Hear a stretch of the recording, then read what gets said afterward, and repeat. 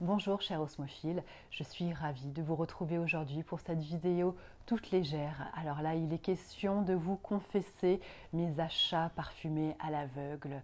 Ces achats que j'ai faits sans savoir ce que je commandais ou pour seul gage, je me suis fiée à des revues parfumées, à mon instinct, à ce parfum qui m'appelle. J'ai même des colis que je n'ai pas encore déballés et des parfums donc que je vais sentir, découvrir avec vous en direct.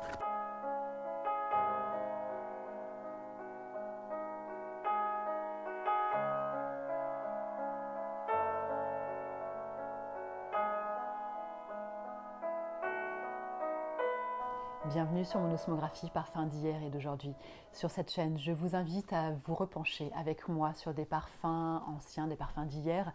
Je vous invite également à nous intéresser à des parfums actuels et à m'accompagner dans la découverte de la parfumerie de niche. Aujourd'hui, il est donc question de mes achats à l'aveugle, de ces parfums que j'ai achetés sans les avoir sentis, sans les avoir essayés avant.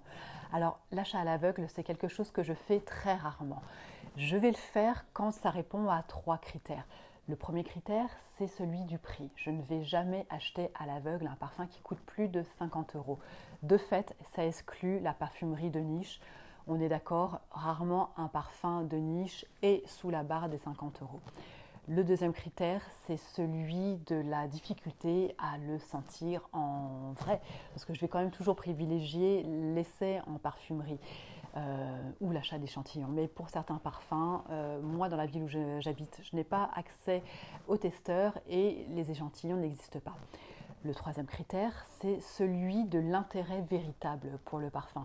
Je vais acheter un parfum à l'aveugle quand je suis vraiment attirée vers ce parfum, quand certainement aussi influencée, mais quand ce parfum m'appelle suffisamment pour que je prenne le risque de faire l'achat à l'aveugle. Alors effectivement, il y a une part de risque, mais il y a aussi un côté jeu, parce qu'on peut faire de très belles découvertes à travers ces achats à l'aveugle. Et ma foi, si on se trompe, si ça tombe complètement à côté de nos goûts, eh bien, il y a toujours quelqu'un de notre entourage qui sera content de récupérer ce parfum qui ne nous convient pas. Les 2 premiers parfums de cette vidéo, je vais les découvrir en direct avec vous puisqu'ils sont encore emballés. Je vous épargne juste la phase déballage. On commence par Original Musk de Kiehl's, qui est un parfum qui éveille ma curiosité depuis très très longtemps. Là, pour cet achat, j'ai clairement été influencée par les revues, par les avis laissés sur Internet. C'est un parfum qui a été porté par ma belle-sœur il y a quelques temps. Je ne la connaissais pas à ce moment-là. Je lui ai dit que j'étais à 2 doigts de l'acheter à l'aveugle. Elle m'a dit à ta place quand même, j'essaierai de le sentir si je peux avant de l'acheter parce que c'est un parfum qui apparemment a sa présence, a sa personnalité. Justement, c'est ce côté apparemment très sensuel que je suis très curieuse de découvrir. De ce que j'en sais, c'est un parfum qui a un équilibre entre l'animalité des muscs dits sales et des muscs blancs, mais avec aussi tout un aspect floral. En fait, je ne sais pas tellement à quoi m'attendre avec ce parfum entre la lecture sur papier qu'on s'en fait et puis la construction qu'on imagine dans sa tête. C'est aussi ça la magie des achats à l'aveugle, ne pas savoir ce qu'on va sentir, est-ce que ça va coller à ce qu'on s'imagine, est-ce que finalement c'est un parfum, quand je vais sentir, je vais me dire mais non, mais en fait je le connais celui-ci, je l'ai déjà senti à certaines reprises. Je vais voir ça tout de suite. Donc pour cette découverte, on va forcément être sur des premières impressions, on ne va pas être sur toute l'évolution du parfum. C'est parti.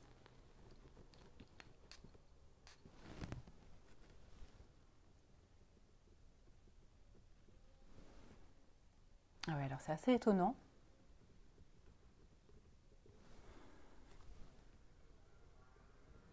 Ça ressemble pas à des parfums pour l'instant que je peux avoir dans ma collection, je trouve.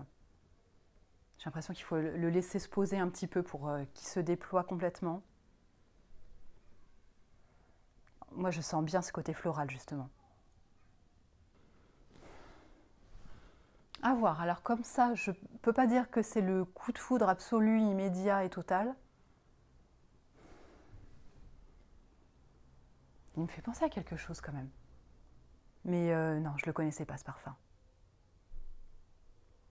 Bon, À tester et j'y reviendrai très certainement plus en détail. Autre achat tout récent que je vais découvrir en direct avec vous.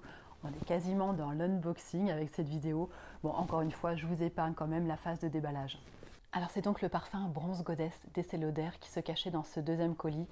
Un parfum pour lequel j'ai dérogé un tout petit peu à ma règle puisque je me limite à 50 € pour les parfums à l'aveugle et celui-ci de mémoire devait être à 52 € je crois. Voilà, donc toute petite entorse à la règle. Pour celui-ci, j'ai longuement hésité sur la version que j'allais choisir parce qu'il existe en version eau de parfum, en version eau fraîche, en version azur et le dernier sorti, la version soleil de nuit, je crois qu'il s'appelle. Au regard de la description des notes, je me suis dit que c'est l'eau fraîche qui certainement pourrait me correspondre le mieux. Alors ça y est, je l'ai déballé, je découvre ce flacon, c'est un 100 ml. Alors pourquoi est-ce qu'il m'a fait craquer ce Bronze Goddess? Je pense que c'est l'appel des vacances. Pour moi, c'est le parfum estival par excellence, l'exotisme, le sable chaud. C'est un parfum qui, je pense, répond aussi à un besoin, parce qu'on ne peut pas parler de besoin non plus en termes de parfum, mais j'avais pas de parfum de ce type dans ma collection parfumée. Donc il y avait quelque part une place vacante.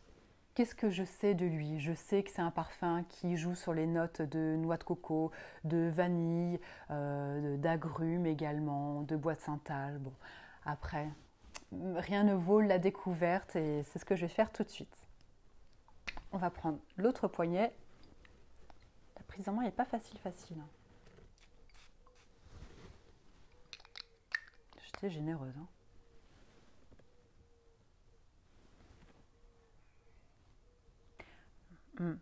Je pense que j'ai bien fait de prendre l'eau fraîche. On sent quand même les notes d'agrumes.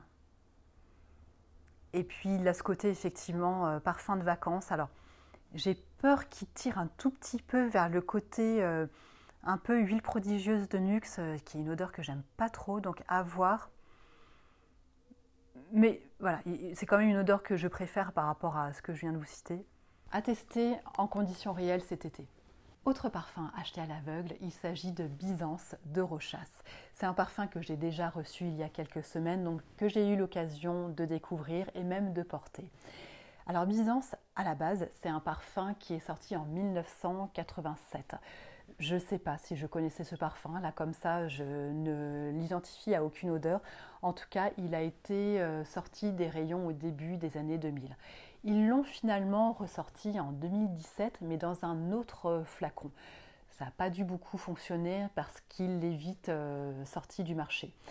Finalement, la marque Rochas a sorti ce Byzance dans un flacon qui rappelle vraiment le premier flacon. Il est juste modernisé, mais avec un jus totalement inédit. Alors, je ne sais pas si vous suivez, c'est le flacon à quelque chose près du premier Byzance, mais avec une odeur inédite. Les nez qui se cachent derrière cette version 2019 de Byzance sont Aliénor Massenet et Maurice Roussel. Alors pourquoi est-ce que moi j'ai décidé d'acheter ce parfum à l'aveugle? Celui-ci, c'est en fait le flacon justement qui m'a séduite avec ce bleu profond. On est presque dans un conte des mille et une nuits avec ce bouchon, cette plaque dorée. Je préférais quand même la première version du flacon Byzance avec les notes de fuchsia, mais celui-ci s'en rapproche vraiment beaucoup. Je me suis dit, dans le pire des cas, s'il ne me plaît pas, j'aurai toujours une belle bouteille dans ma collection. Et en l'occurrence, dès que je l'ai senti, là, la magie a totalement opéré. J'ai eu le coup de foudre direct. Coup de cœur, coup de foudre, coup de coudre, si vous voulez. C'est un Hespéridé vanillé, un très bel oriental. Je l'ai déjà pas mal porté.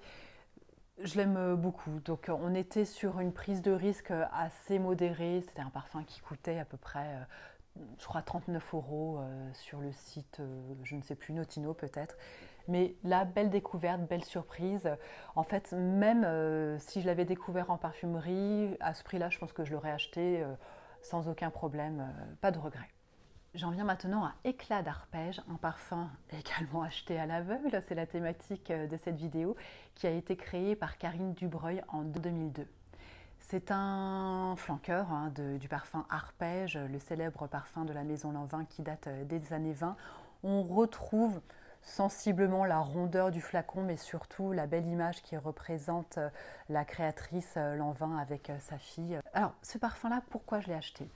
Je l'ai acheté parce que je savais qu'il était très ressemblant de Light Blue de Dolce Gabbana, mais là on était dans une version vraiment au prix moindre par rapport à Light Blue.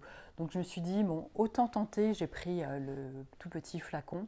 Et effectivement, on retrouve vraiment les notes de Light Blue, mais celui-ci est plus fleuri.